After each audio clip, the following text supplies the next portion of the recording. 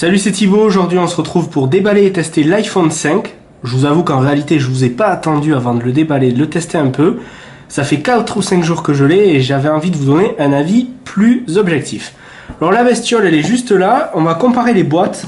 Juste je voulais vous montrer les boîtes. Voilà, 4S 5, une boîte beaucoup plus grande parce qu'un écran 0,5 pouces de plus. Il fallait bien que ça rentre. Et sinon, tout en sobriété, on voit évidemment que pour montrer, hop, la longueur de la bestiole, on l'a mise comme ça. Tandis que dans l'autre, il était aux 3/4. Voilà, bref. On va voir ce qu'il y a à l'intérieur de la boîte. Il y a évidemment la bestiole qui est là, on y reviendra après. Et puis comme d'habitude, le chargeur avec le nouveau connecteur. Alors le nouveau connecteur, c'est un Lightning, il est juste là, vous le voyez. Nouvelle fiche propriétaire encore de chez Apple, comparé à ce qu'il y avait avant. Voilà, c'est assez différent, beaucoup plus petit, ça se branche dans les deux sens, mais on y reviendra juste après. Comme je suis aux États-Unis, j'ai un chargeur américain, ça c'est pas très grave, et on a ici les EarPods. Ça faisait 10 ans qu'Apple n'avait pas changé ses écouteurs, voilà qui est fait, beaucoup mieux, beaucoup plus pratique, ils font pas mal aux oreilles. Les basses sont un peu meilleures et il y a des capteurs pour empêcher le bruit ambiant. C'est plutôt bien fait. Voilà, on va passer à ce qui nous intéresse le plus, c'est-à-dire cet iPhone 5. Alors l'iPhone 5, comparé à l'autre, qui est juste là, il est plus grand, c'est la première chose qui choque, et plus fin, plus étroit on va dire, pour parler vulgairement. Donc il est plus grand, pourquoi? Parce qu'il a un écran de 4 pouces, comparé au 3,5 de l'iPhone 4S. Il est aussi plus léger. Jusqu'à qu'on le prenne en main, on ne s'en rend pas compte. Et là, avoir les deux l'un à côté de l'autre, on s'en rend compte de suite. D'ailleurs, en parlant de la prise en main, elle est beaucoup mieux sur cet iPhone 5, parce qu'il est plus étroit. Hein, du coup, on le prend beaucoup mieux avec sa main. Comparé à l'arrière, mes jolies traces de doigts, ça, on peut rien y faire. Ici, vous avez du verre. Et là, on repasse sur du métal. C'est plutôt bien fini, c'est sympa, c'est bicolore. J'ai choisi le noir pour changer, mais le blanc est tout aussi joli. Donc comme je vous disais, on a un écran beaucoup plus lumineux. Il est plus contrasté aussi. Et il fait 4 pouces. Donc vous voyez, juste quand on les met à côté, la différence, elle est assez hallucinante. Du coup, vous avez une rangée de plus au niveau des icônes. Hop. Bon là, j'ai pas rempli. Et là non plus, voilà. Mais vous avez une rangée de plus. Ok, pourquoi pas. Vous avez des bandes noires par contre sur certaines applis, puisque du coup l'écran passe en 16 neuvième. Alors c'est beaucoup plus pratique pour regarder les vidéos, mais toutes les applis ne sont pas mises à jour, mais ça va être fait incessamment sous peu, j'imagine. À l'intérieur de cette bestiole, on n'a plus du tout un processeur A5 comme on avait là, mais on a un processeur A6. Et particularité de ce processeur A6, c'est que c'est le premier d'Apple.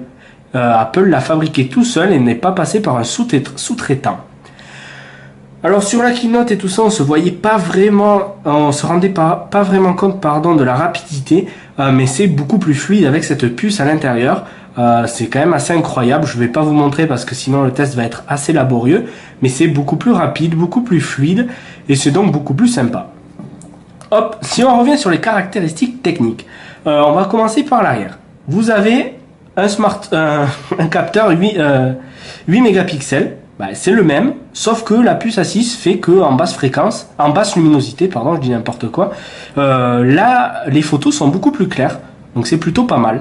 La vraie différence cependant, ça se trouve à l'avant, avec encore des traces de doigts, c'est génial. Vous passez d'une caméra pourrie VGA à une caméra 720p à 1,2 mégapixels. C'est plutôt pas mal pour le FaceTime, même si j'utilise pas FaceTime tous les jours, mais pour prendre des photos de soi aussi, si on est narcissique, c'est beaucoup mieux, la résolution est meilleure. Alors comme je vous disais en introduction de cette vidéo, hop, bon, il est beaucoup plus fin, là vous le voyez, beaucoup plus grand aussi, voilà. Mais ce qui nous intéresse surtout, c'est ce fameux connecteur Lightning. Alors ça a été encore une fiche propriétaire de chez Apple. Vous avez un adaptateur bien sûr pour passer de l'un à l'autre qui devrait être fourni vu le prix de la bestiole, mais qui en fait ne l'est pas et qui vaut 29 €. Le Lightning, la particularité, c'est beaucoup plus petit, beaucoup plus fin, mais vous devez tout changer. Ceci est une révolution. Vous devez changer tous vos appareils annexes, vos bestioles enceintes et compagnie. Mais vous gagnez de la place, mais même si je trouve que c'est plus ou moins marketing, Bref, chacun son avis. Autre nouveauté, vous avez la prise jack qui est en bas. Elle était en haut, juste avant. Et ça, par contre, c'est beaucoup plus pratique. Ergonomiquement, c'est très intelligent.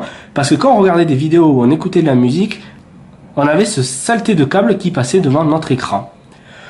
À part ça, je crois qu'on a tout dit. Mis à part qu'à l'intérieur, on a cette petite bestiole de la 4G LTE. Alors aux États-Unis, c'est plutôt pas mal parce qu'on atteint des bons débits, plus de 100 mégas, donc c'est mieux que la fibre optique en France. Mais cette 4G, elle n'est pas tout à fait fonctionnelle en France. On a de la 3G+ à 25 mégas par là. On espère que Bouygues et peut-être Free auront des fréquences adaptées. Pour l'instant, on ne sait pas trop, mais de toute façon, c'est pas super développé. À l'intérieur, on a du l'iOS 6. Mais ça, sur le 4S, on l'a aussi. Donc, panorama, plan qui remplace Google Maps. Je vais pas revenir sur plan, on sait que c'est désastreux pour l'instant. Mais vu le nombre de personnes qui vont l'utiliser, j'imagine que les mises à jour vont se faire super vite. Et c'est plutôt pas mal qu'Apple se détache de Google. Parce que Google a une hégémonie malsaine. Même si Apple commence aussi. Bref. Autre nouveauté, on passe d'une micro SIM à une nano SIM. Alors Apple impose encore une nouvelle fois son standard. Nano SIM, oui, bon, on gagne de la place. Non, parce que si on a plusieurs téléphones, on peut pas switcher, du coup, c'est assez embêtant. À part ça, la première bestiole à 16 Go, elle vaut 679 €. 679 €, c'est 50 € de plus que l'iPhone 4S lorsqu'il est sorti. On peut atteindre même jusqu'à 900 € pour 64 Go, 900 € pour un smartphone. Je trouve ça assez abusé, mais chacun se fera son avis. D'ailleurs, chacun s'est fait son avis puisqu'il y a eu 2 millions de précommandes en 24 heures et presque 5 millions d'iPhone vendus en 5 jours. Donc c'est énorme, hein, c'est un nouveau record. Mon avis personnel, c'est une bonne bestiole, c'est un bon smartphone. Tout le monde s'est jeté dessus, oui. Bon, moi j'ai hésité, hein, je me dis qu'un iPhone 4S avec iOS 6, bah, ça passe. C'est plutôt pas mal. Ce qui m'a déçu, c'est qu'Apple n'innove plus. Franchement, je vous le dis, selon moi, hein, c'est toujours mon avis perso. Apple fait du grand public maintenant et c'est mis à jour par rapport au S3 de chez Samsung, etc. Si vous avez vu ma vidéo, vous savez d'ailleurs que toutes les fonctionnalités qu'il y a sur ce 5, elles sont presque, on va dire en partie, sur le S3 qui vaut maintenant 540 €. Ça fait 139 € de moins quand même que cet iPhone 5. Même s'il faut l'avouer ergonomiquement, au niveau du design, etc., Apple a toujours une longueur d'avance. Enfin, selon moi, c'est pas du plastique pourri, c'est du bon métal, la prise en main est confortable et c'est plutôt sympa. Voilà, je crois qu'on a fait le tour. Du Lightning, un écran plus grand, un nouveau proso à l'intérieur, une nano SIM du coup maintenant, le jack en bas, on a 3 micros, on a un FaceTime qui cartonne, et voilà, je crois que j'ai tout dit. On refera une vidéo bientôt pour tester la 4G américaine, je vous montrerai ça, ça peut être sympa, ou je ferai un petit tweet sur Twitter. C'était Thibaut pour thibautpiron.com.